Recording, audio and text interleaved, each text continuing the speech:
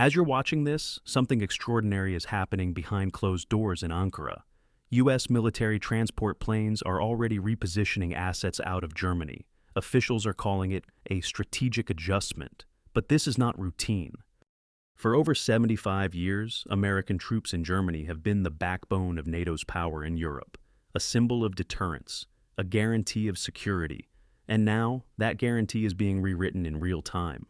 At today's NATO summit in Turkey, Donald Trump didn't arrive with reassurances. He arrived with leverage, and what he's demanding could fundamentally change the balance of power between the United States and Europe.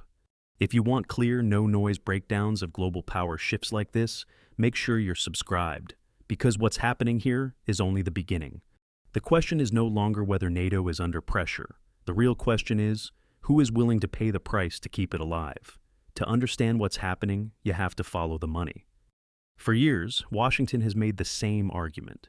The United States is carrying too much of NATO's financial burden. Most member states agreed to spend 2% of their GDP on defense. Many still don't meet that target.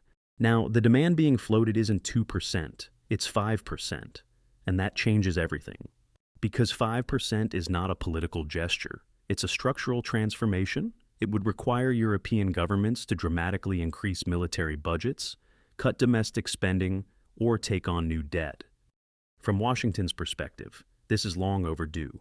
Why should American taxpayers fund the defense of wealthy European economies? But from Europe's perspective, this feels like pressure at the worst possible moment, amid economic uncertainty, political fragmentation, and rising security threats. So, when U.S. troop movements begin shifting out of Germany, it sends a clear message. This time, the warning is real, and the era of automatic American protection may be coming to an end. And I want your take on this. Should Europe be forced to handle its own defense, or is the U.S. going too far? Drop your perspective in the comments.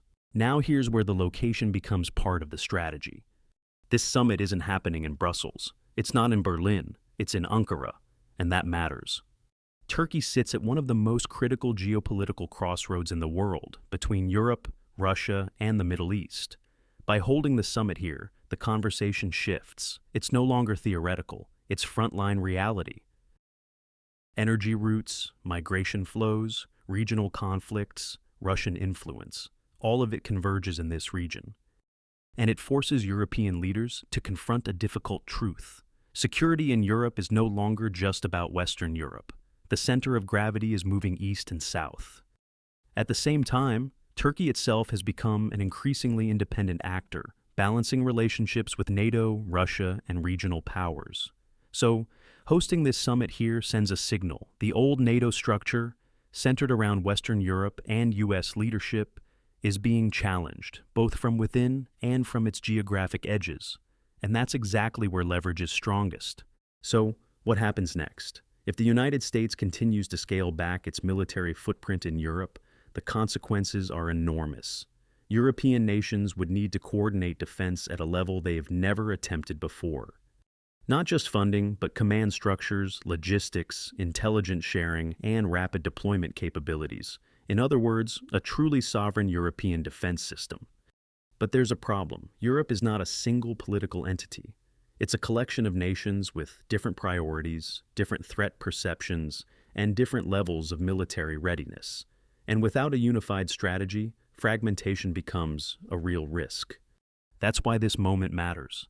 Because what looks like a troop adjustment could actually be something much bigger, a forced transition. From dependence to autonomy, from a U.S.-led alliance to a multipolar security system. The question is no longer whether Europe can rely on America. The question is whether Europe can rely on itself, and what happens if it can't. If you found this breakdown valuable, hit like. It helps push this analysis to more people following this story.